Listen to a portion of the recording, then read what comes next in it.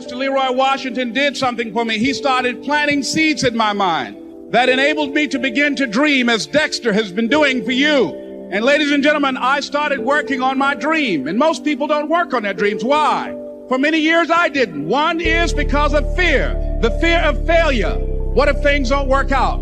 And the fear of success. What if they do and I can't handle it? The other thing is that most people, ladies and gentlemen, they get comfortable. They stop growing. They stop working on themselves. They stop stretching. They stop pushing themselves. And they end up becoming very cynical about life. And they throw in the towel on themselves, on their families, and on their dreams. And the other thing is that most people don't feel worthy. What I'm doing now, I could have been doing years ago. But because I did not have a college education, because I didn't believe in myself, because I allowed other people's opinion of me to control my destiny, I didn't act on my ideas. So I applaud you for your dreaming, for your running toward your dream. I applaud you for believing in yourself, because that's what life is about. Stretching and challenging, looking for ways that you can begin to improve yourself.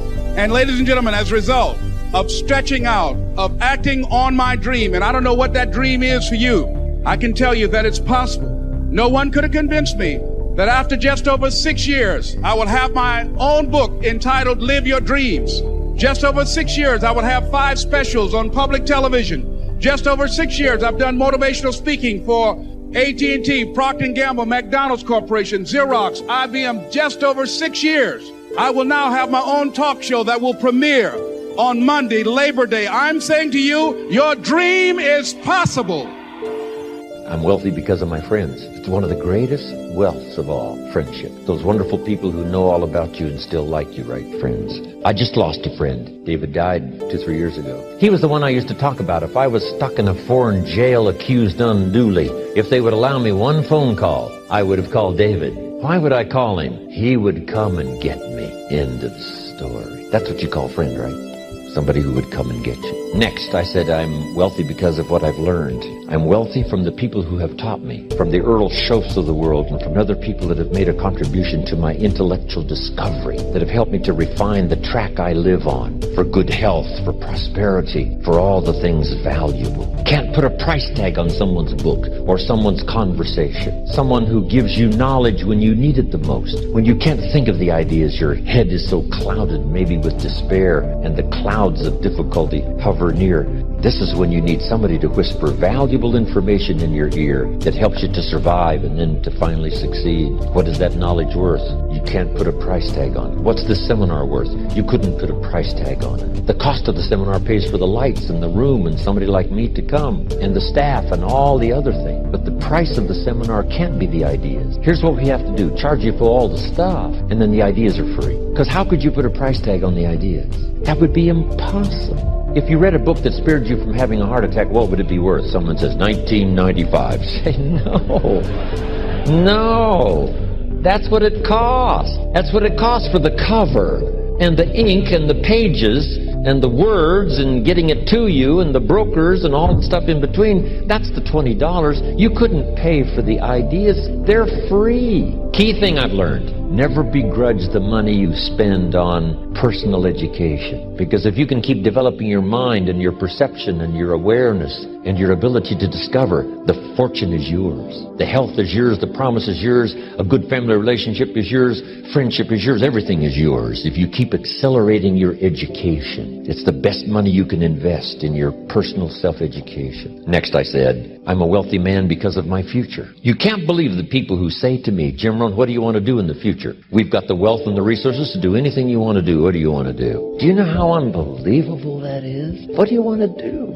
Incredible. Well, I was lucky. I wasn't searching for a mentor, but one just sort of fell in my lap. A friend of mine said, you've got to meet this guy I've gone to work for, Earl Schoff. He's rich, but he's easy to talk to. He's got a unique philosophy of life and business. I said, okay, yeah, I got to meet this guy. And then I met him. He invited me to join him in his business and became my mentor. I got the sense right away he delighted just as much in other people's success as he did his own. That caught my attention right away. Then he had the ability to look into the future and see the possibilities that I couldn't see. I can't remember how often he said, trust me. I'm telling you, trust me. Here here's how it will go if you'll stay steady and do it right. See, that was great mentoring. Then Bill Bailey, we've been associated in business and projects for many, many years. Bill's unique. Bill can read a 200-page book in about 20 minutes and then tell you about this book and make it more interesting than if you read it yourself. And from his Shakespeare acting to his boxing career and in the Navy and his business career of wealth and productivity. Years ago, of course, he was the big game hunter, the larger-than-life character. It's just been my good fortune to know him all these years. On the second bottle of wine down on our goat farm in Kentucky,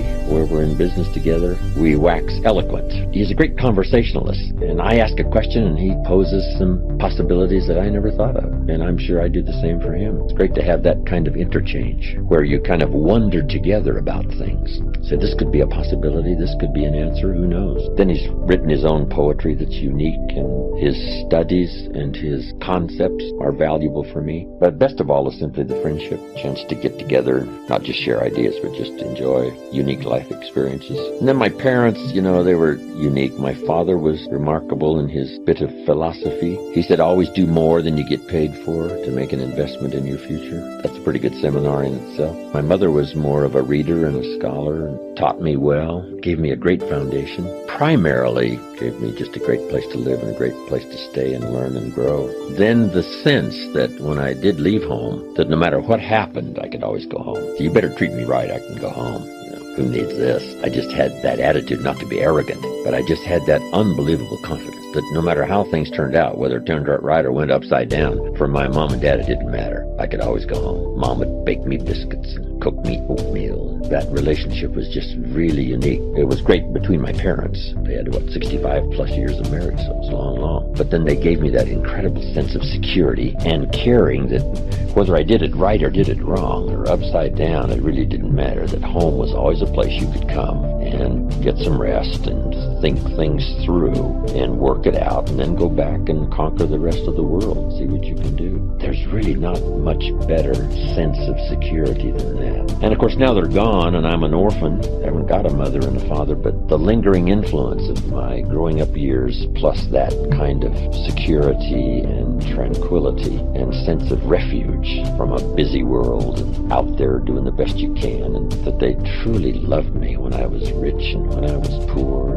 broke and struggling, and when I did well. And then they enjoyed my success and the applause and some of the experiences of being recognized. They enjoyed that. So it was great. I would wish the same kind of experience for everyone. And then I counsel parents to the best of my ability, provide that kind of security and framework for your children, that they feel comfortable even though they misstep, cross the line, get in trouble, upside down. If a kid gets in trouble, guess who he wants to call? His mother. She'll come and get me. Papa may say to the sheriff, well, leave him in jail overnight, but not Mama. No, if she's there, she'll come and get him. The scripture says God hastens his word to perform it. That word hasten means quickly, speedily, in a hurry. And I'm not saying that we don't have to wait. There are things that take time. What I'm saying is when you don't see anything happening, it looks like what you're up against is never going to change. When you come into your destiny moment, God will do it speedily, quicker than you thought. You'll accomplish a dream in a fraction of the time. That obstacle looks permanent, suddenly it turns around. That's God hastening his word. 2 Kings chapter 7, the Israelites were surrounded by the Syrian army. They had cut off the Israelites' food supply. Now the people were starving, just a matter of time before they died. Every circumstance said it was permanent. The enemy army was bigger. They had more equipment. All the odds were against the Israelites. But there were 4 lepers sitting outside the city gates. They thought, we have nothing to lose. We're going to die anyway. Let's go down to the Syrian camp and see what they're doing. While they were walking toward the enemy, the scripture says God caused the Syrians to hear the sound of speeding chariots and galloping horses, the footsteps of a vast army approaching. The Syrian king thought the Israelites had hired several armies to attack them. Verse 7 says, the Syrians panicked and fled into the night. leaving all their horses, tents, and belongings. What was that? God causing their enemies to hurry out of their way. Seemed impossible.